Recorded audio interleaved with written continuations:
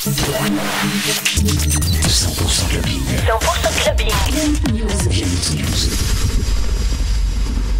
Bonsoir Vianit News et bienvenue dans cette édition spéciale de 100% clubbing dans laquelle je reçois la charmante et talentueuse Maëva Carter. Bonsoir Maëva, comment tu vas? Bonsoir, très bien, merci. Donc déjà merci de nous accorder un peu de temps avant ton set à l'Excess. J'avais rien d'autre à faire, alors il n'y a pas de souci quoi. Donc tout d'abord, on t'a connu il y a quelques années dans l'île de la Tentation. Oui. Est-ce que tu peux me dire comment t'es passé de cette émission de télé-réalité à la musique et au monde des DJ?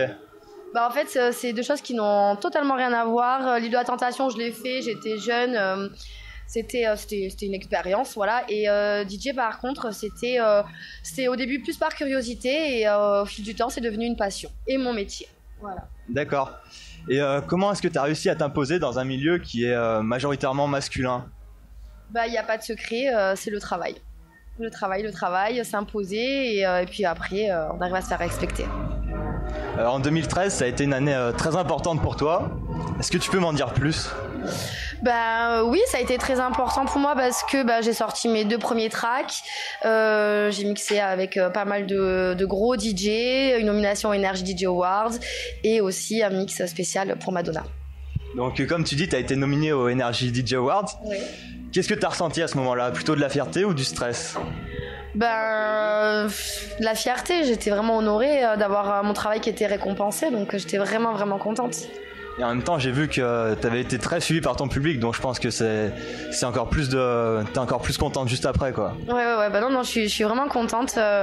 C'est grâce à eux d'ailleurs aussi que j'en suis là, donc voilà. Et je leur en remercie. Comme tu nous as dit, tu as sorti aussi ton premier EP, ouais. avec 2 tracks, Fatal Weapon et Living Gun Video. Donc comment est né ce projet et comment est-ce que tu l'as développé? Comment est né ce projet? C'est surtout que je voulais me mettre à la prod, c'est la continuité en fait de mon travail. Donc voilà, j'ai travaillé dur et puis étant amie avec Antoine Clamaran, il m'a beaucoup aidé sur ce projet-là et puis voilà, on est arrivé là. Et il me semble que tu as collaboré aussi avec Vladimir K. Oui, sur Fatal Weapon. Donc comment s'est passée cette rencontre et pourquoi cette collaboration? C'est un peu personnel. C'est quelqu'un qui est de Montpellier, que je connais depuis longtemps. Il était déjà dans la prod, il m'a donné quelques idées et là est venu Fatal Weapon. D'accord. Et tu nous as aussi dit que tu avais mixé pour Madonna cette année. C'est ça. Donc comment ça s'est passé? Qu'est-ce que tu peux me dire là-dessus? Ça s'est très bien passé. Après, le reste, c'est assez privé parce que c'était une soirée vraiment privée, donc je peux pas trop en parler. Voilà. Ok. Donc tu tournes à travers de nombreux pays. Est-ce que tu pourrais me dire une date qui aurait vraiment marqué ta vie et ta carrière? Il y en a plein, il y en a plusieurs. Déjà, il y a...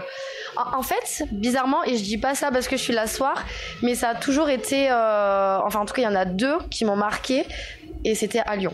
Il y avait pour la sucrière, c'était un afterwork qui en fait s'est transformé en une soirée monstrueuse, et aussi ma première venue à l'XS qui était une soirée magique. Voilà. Et quand tu es en studio pour tes prods ou pour tes bootlegs, comment est-ce que tu travailles? Comment est-ce que je travaille? Avec un ordinateur. Je sais pas, ta question elle est assez... Quand tu pars de zéro par exemple pour une prod, est-ce que tu vas plutôt commencer par une rythmique ou chercher une mélodie, un break, un drop? Ça dépend en fait, ça dépend de l'inspiration sur le moment. Donc si j'ai déjà la mélodie en tête ou si j'ai déjà le drop, donc c'est jamais pareil, c'est vachement aléatoire. Et niveau matériel, tu utilises quel logiciel par exemple, quel clavier maître, etc. Alors moi les claviers, je les utilise pas trop. C'est plutôt Antoine qui m'aide sur ça. Après pour les outils vraiment, ça va être Cubase et après je peaufine avec Logic. Ok. Et il y a des artistes que tu admires, je suppose, et qui t'inspirent. Est-ce que tu peux me dire lesquels? Il y en a plusieurs, en fait, c'est pareil, ça dépend. Aujourd'hui, la musique, ça va vraiment vite et j'en ai plein. J'aime beaucoup ce que fait Swedish. Même si c'est mes amis, j'adore ce que font République, j'adore Tony Romera. Donc, il y a vraiment de tout. Après, je m'inspire aussi un peu de pop rock. C'est large, c'est vraiment large. Est-ce qu'il y a un featuring qui te ferait rêver? Oui, j'adorerais faire un featuring avec Calvin Harris. Et on te voit souvent en compagnie de Tony Romera aussi, justement, donc notre Lyonnais. À quand une collaboration entre tous les deux? Bah je sais pas. Faudra lui demander, il faudra qu'on en parle. C'est vrai qu'on en a jamais discuté. C'est vrai que tous les deux, on est vraiment occupés déjà avec nos carrières et nos prods respectives. Donc voilà, mais j'espère bientôt. Faudrait que je lui demande, je vais l'appeler. Et on connaît tes podcasts Teenage Mix, plutôt orientés électro, progressive house, EDM. Oui.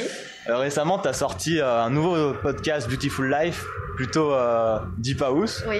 Est-ce que tu comptes continuer les deux en parallèle dans l'avenir ou arrêter carrément le Teenage Mix? Non, le Teenage Mix, c'est moi, c'est ma personnalité, c'est mon style musical. Beautiful Life, c'est parce que j'aime aussi la Deep House. Et donc, une fois de temps en temps, il y aura des mix Deep House. Mais les Teenage Mix resteront toujours là. Et en parlant de podcast, tu mets souvent des jeunes artistes en avant. Oui. Pourquoi est-ce que c'est important pour toi? Parce que moi aussi, j'ai commencé et que si je peux les aider, au contraire, avec grand plaisir. Et puis il y a beaucoup de jeunes DJ qui ont du mal à percer parce que il y a tellement de DJ que la place est chère. Et franchement, je reçois tellement de bons morceaux que j'ai envie de les aider. J'ai vraiment envie. Tu fais plaisir là. Je vois aussi que tu as de nombreux tatouages là. Oui, donc, je suis une fan de tatouages. Est-ce qu'ils ont une signification pour toi? Alors oui, après, en fait voilà, ça va être tout ce qui est sur les papillons. Enfin pour moi c'est vraiment tout ce qui est la liberté. Et c'est surtout très personnel. Les tatouages ça reste personnel quand même. Voilà. Et qu'est-ce qu'on peut te souhaiter alors pour 2014? Le meilleur, c'était moi le meilleur, une réussite, Tomorrowland peut-être, j'en sais rien. Mais voilà, le meilleur, ça me suffira. Des projets en perspective déjà? Déjà, oui, j'ai des tracks qui vont arriver. Il y a plein de projets. Après, maintenant, est-ce qu'ils vont aboutir? Je le souhaite, je croise les doigts, j'y travaille pour et on verra bien. Voilà. D'accord. Et Jack, il va comment? Il va bien.